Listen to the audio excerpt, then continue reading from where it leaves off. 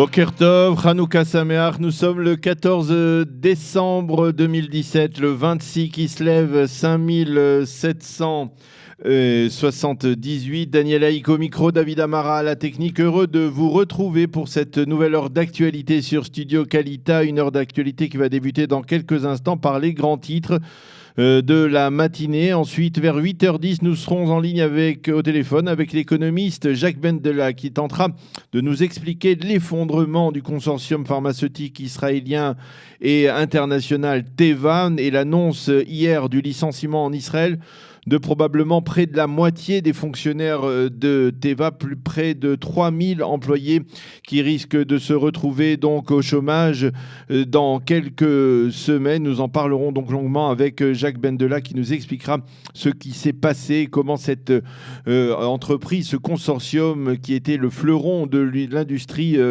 en général, l'industrie pharmaceutique israélienne en particulier, est en train de s'effondrer. Ensuite, vers 8h25, Eliana Gurfinkel nous présentera sa chronique Un jour notre histoire. Vers 8h35, je vous présenterai la revue de la presse et des médias israéliens.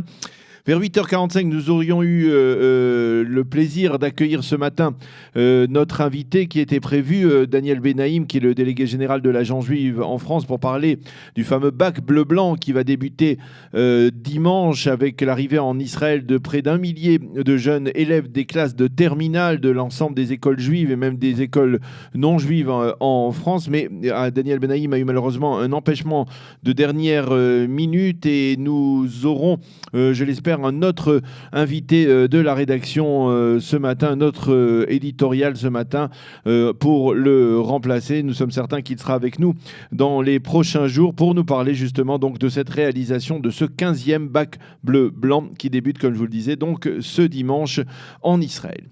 Les grands titres tout d'abord de la presse israélienne de ce matin. L'armée de l'air israélienne a attaqué durant la nuit plusieurs positions du Hamas dans la bande de Gaza en réponse au tir de 3 roquettes qui ont été tirées hier soir en direction du territoire israélien. 2 de ces 3 roquettes ont été interceptées par des missiles du système d'hommes de fer. La 3e roquette serait tombée, elle, dans la bande de Gaza et comble de l'absurde, elle aurait endommagé une école de l'UNRWA. Au sein des forces de sécurité israéliennes, on constate ces derniers jours une augmentation très nette des tirs au départ de la bande de Gaza en direction du territoire israélien.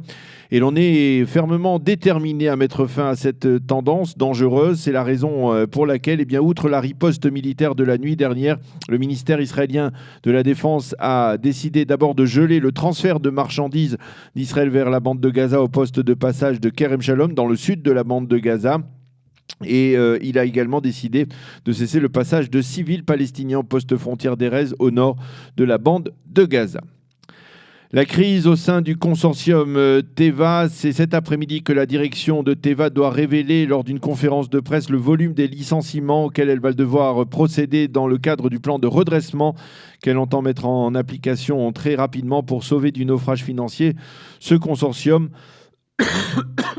qui était jusqu'à il n'y a pas si longtemps, comme je vous le disais, le fleuron de l'industrie israélienne. Selon les estimations faites hier, ce sont près de la moitié des 6000 employés de Teva en Israël qui seront limogés. Face à cette mesure qui se précise, la Histadrout, la grande centrale syndicale israélienne, a lancé un mouvement de protestation et une grève générale qui devrait paralyser le pays dimanche pendant 4 heures. Les usines de Teva, elles seront fermées durant toute cette journée de dimanche. Le patron de la Histadrout, Avi Nissan-Koren, a expliqué hier dans une conférence de presse que pendant des années, la compagnie Teva a reçu des réductions très sensibles d'impôts, et ce, afin de pouvoir employer un maximum de fonctionnaires. Aujourd'hui, après avoir bénéficié de réductions de la part de l'État, des réductions qui sont estimées sur ces dernières années à quelques 22 milliards de shekels, elle licencie son personnel et c'est anormal, a dit Nissan-Koren, qui a appelé le Premier ministre Benjamin Netanyahou à s'impliquer directement dans cette crise. Le département d'État américain a affirmé hier que le président américain Donald Trump restait pleinement engagé par le processus de paix entre Israéliens et Palestiniens, et ce, en dépit, je cite, de la rhétorique de Mahmoud Abbas à propos de sa décision de reconnaître Jérusalem. Le département d'État a rappelé que le président américain avait, dans son annonce, affirmé que sa décision de reconnaissance n'aurait pas d'implication sur le tracé définitif des frontières de la ville. Rappelons qu'hier, Mahmoud Abbas s'est montré très virulent lors de la réunion du congrès de l'Organisation de coopération islamique qui s'est tenue à Istanbul sous la présidence de Tayyip Erdogan et en présence du roi Abdallah de Jordanie et de Mahmoud Abbas. Pardon. Le Conseil a décidé de réclamer la reconnaissance internationale de Jérusalem-Est comme capitale d'un État palestinien. Le secrétaire général des Nations Unies, Antonio Guterres, a émis hier la crainte que l'Iran ne respecte pas l'interdiction de développer des missiles balistiques.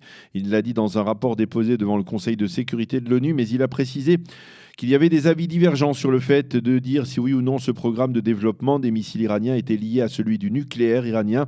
Pour Israël, par exemple, cela ne fait pas de doute, mais pour Guterres, eh bien, il estime que puisque ces missiles ne sont pas censés porter des ogives nucléaires, les deux programmes sont différents. Nikki Halil, l'ambassadrice américaine aux Nations Unies, doit réunir aujourd'hui une conférence de presse pour critiquer l'implication de l'Iran au Proche-Orient. La météo, pour terminer, le temps sera toujours relativement doux pour la saison avec des températures relativement raisonnables. Donc il fera aujourd'hui 15 degrés à Jérusalem, 21 à Tel Aviv et 25 degrés à Eilat. C'est la fin de ce journal. Nous allons marquer une pause et dans quelques instants, on se retrouve avec l'invité de la rédaction, l'économiste Jacques Bendelac, pour parler de la crise à Teva.